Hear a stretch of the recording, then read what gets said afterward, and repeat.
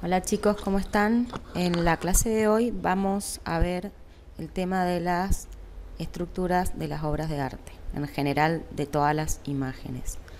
En el cuadernillo vamos a ir hasta la página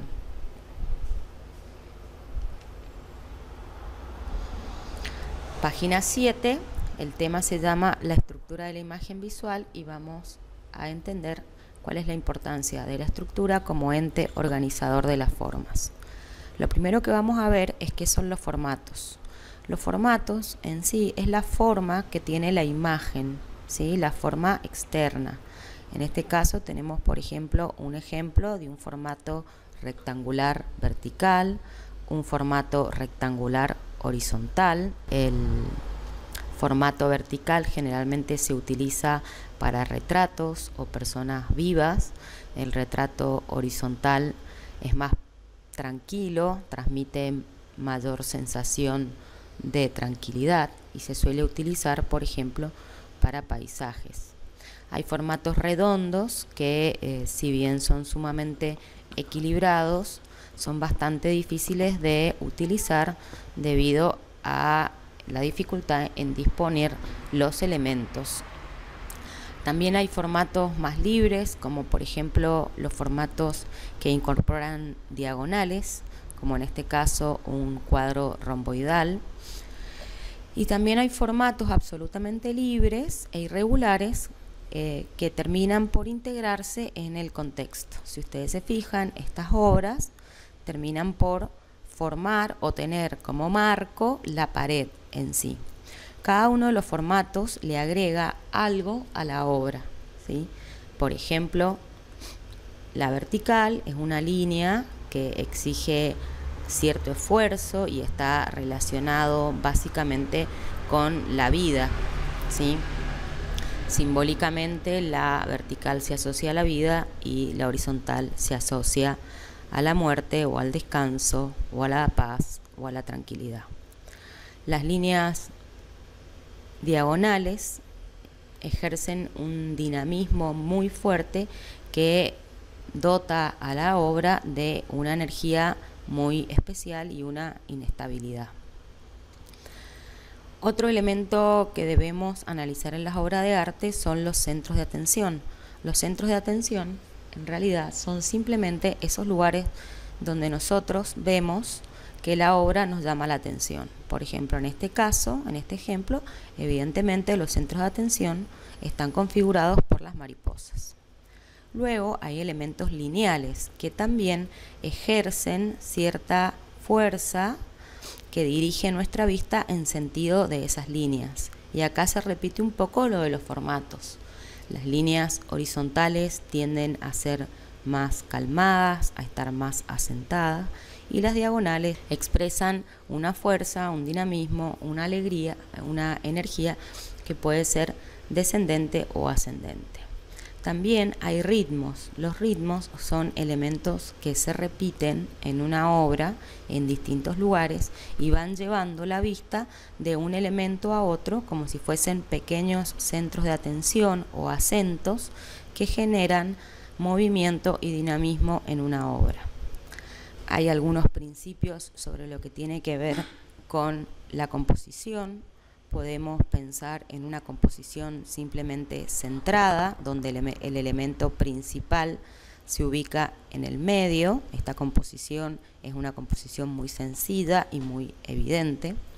También podemos trabajar con composiciones simétricas, repartiendo los elementos en el plano en forma simétrica.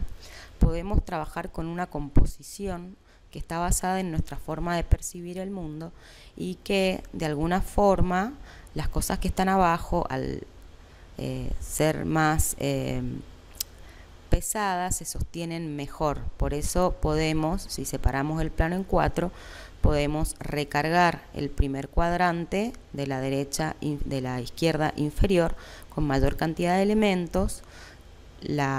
El cuadrante que estaría en la derecha soporta menor cantidad de elementos y arriba el cuadrante que está a la izquierda todavía soporta algo de peso, pero necesita mayor libertad.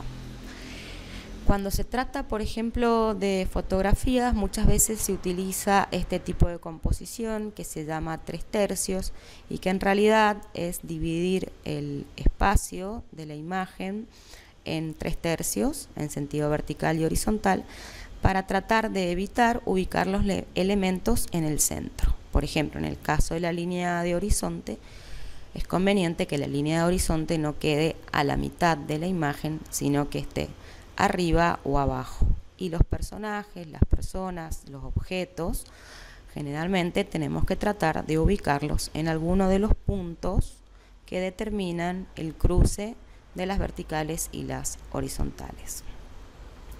Por último, hay un tipo de formato compositivo que se basa en una relación que se conoce como proporción áurea, que se basa en la relación que existe entre el lado más grande y el lado más pequeño, y esta proporción se va repitiendo en las separaciones que vayamos definiendo en la parte interna de la obra. Bien, esta parte les pido que la lean, ¿sí? Es de la página 7 a la página 9 y es fundamental que ustedes lo lean para poder realizar el trabajo que vamos a hacer analizando obras de arte. Vamos a hacer un análisis entre dos obras de arte, vamos a hacer un análisis comparado. Hay propuestas dos obras que son Últimas Cenas, ¿sí? Ustedes conocen perfectamente la Última Cena de Leonardo, que pintó en el 1500. Bien, esta es la obra. Esta es una de las obras que se considera clásica por excelencia debido a su composición y a la época en que fue pintada.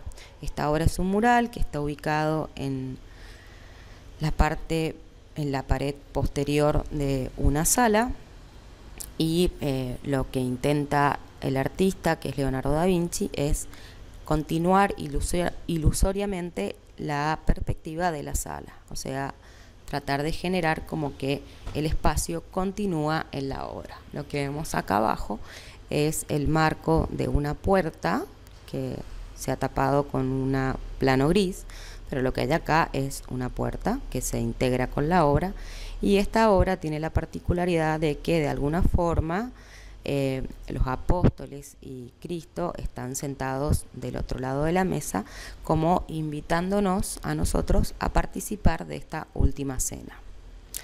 Más allá de todas las historias que se han tejido alrededor de esta obra, lo que nosotros vamos a analizar es su estructura compositiva. Lo primero que tenemos que analizar es el formato.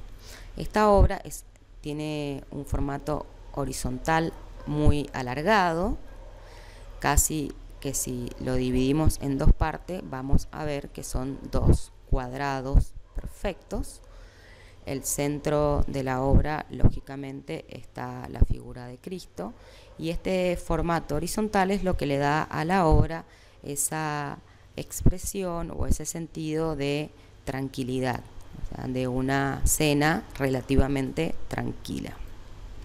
Si cruzamos las diagonales vamos a ver que el centro real de la obra es la imagen de Cristo, y a partir de ahí, si trazamos las medianas, vamos a ver, como decíamos, que la obra nos queda dividida en dos cuadrados, ¿sí? Y en sentido vertical vamos a ver que la mayoría de las cabezas de los apóstoles se encuentran justo en la mitad de la obra. Esto hace hincapié en destacar la figura de Cristo. Vamos a señalar los centros de atención. Obviamente el centro de atención principal es la figura de Cristo, y después los apóstoles se organizan de 3 en 3 y van formando pequeños centros de atención, ya que entre ellos se tejen historias que, si bien no conocemos, evidentemente están comentando algún hecho que Cristo está anunciando. Luego debemos analizar los ejes lineales. Vamos a ver que hay líneas horizontales muy fuertes abajo que sostienen de alguna manera toda la obra, todo lo que sucede arriba. Es como que los personajes y el contexto se apoyan sobre un eje horizontal muy fuerte que está constituido por la mesa, que se sostiene en realidad, si bien las patas de la mesa están pintadas, en realidad ese eje se sostiene por los ejes verticales de la puerta. Hay ejes horizontales que generan profundidad, ya que son líneas que fugan a un punto de fuga central que se ubica a la altura de la cabeza de Cristo. En este caso, Leonardo utilizó la perspectiva con un punto de fuga. Y luego hay ejes verticales que van no solo enmarcando la forma de Cristo, sino generando un ritmo que nos lleva hacia adentro de la obra. Los ritmos están constituidos, en este caso, por varios elementos. No están todos señalados porque se podrían señalar otros ritmos, como por ejemplo las puertas o ventanas que nos van llevando hacia el fondo, ¿sí? Las ventanas que están detrás de Cristo, que lo enmarcan y nos muestran un paisaje. Pero hemos señalado en este caso las cabezas de los apóstoles que van generando todo un movimiento. Lo mismo sucede con las manos de los apóstoles y algunos otros elementos que no están señalados, pero que se podrían señalar, como por ejemplo la disposición de los panes en la mesa. Fíjense que son los ritmos los que le dan a esta obra algo de movimiento.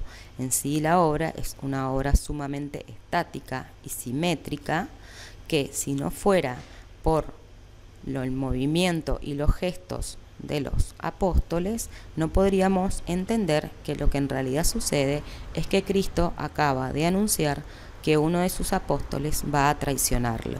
Entonces los apóstoles reaccionan sorprendidos y sospechando unos de otros. Ahora veamos todos los elementos que hemos señalado juntos y lo que vemos es que nos queda una estructura, si bien compleja, muy simétrica y ordenada. Si ahora a esa estructura le colocamos un fondo blanco, ¿sí?, vamos a ver que la obra se traduce, o que podríamos incluso reconocer de qué obra se trata, con elementos que terminan por ser abstractos. Bien, el trabajo que van a hacer ustedes a partir de esta obra es esta estructura que tienen sobre un fondo blanco, la van a invertir y van a utilizar estos elementos como estructura para crear su propia obra, que no tiene que tener nada que ver con la Última Cena de Leonardo, sino que puede ser abstracta, puede ser figurativa, puede tener otros temas totalmente diferentes, pero sí partiendo de esta estructura. Vamos a ver ahora la otra obra que deben analizar y que en este caso lo van a hacer ustedes solos. La obra es otra Última Cena pintada por Tintoretto, un poco posterior a la obra de Leonardo, hacia el 1600. Esta obra tiene muchas diferencias, de hecho el artista es un artista que trabaja con un contraste mucho más alto entre las formas oscuras y las formas claras. Y lo que vemos acá en esta propuesta es una versión mucho más agitada y dinámica de la Última Cena, donde también vamos a ver que, si bien parece que todo pasara en un salón, vamos a ver que nosotros estamos invitados a formar parte de la obra. Vamos a analizar el formato, vamos a ver que tiene un formato horizontal áureo, no es tan achatado y alargado como el formato de la Última Cena. Esto, si bien le da cierto equilibrio a la obra, también le da un poco más de energía y dinamismo. Si cruzamos las diagonales, vamos a ver que la escena principal y la figura de Cristo se encuentran casi en el centro. Si trazamos las medianas, vamos a ver que en esta obra la parte que soporta mayor cantidad de elementos o elementos más grandes es el cuadrante inferior izquierdo. Luego el cuadrante inferior derecho, el cuadrante superior izquierdo empieza a liberarse con formas más sueltas y más livianas y pequeñas. Y finalmente el cuadrante superior derecho es el que posee un peso visual más pequeño o acotado. Los centros de atención acá vemos que no están jerarquizados. Hay distintos elementos que nos llaman la atención sin que ninguno sobresalga por los demás y que están repartidos en forma aleatoria por la obra. Esto hace que la obra tenga una estructura mucho menos simétrica y ordenada que la cena de Leonardo.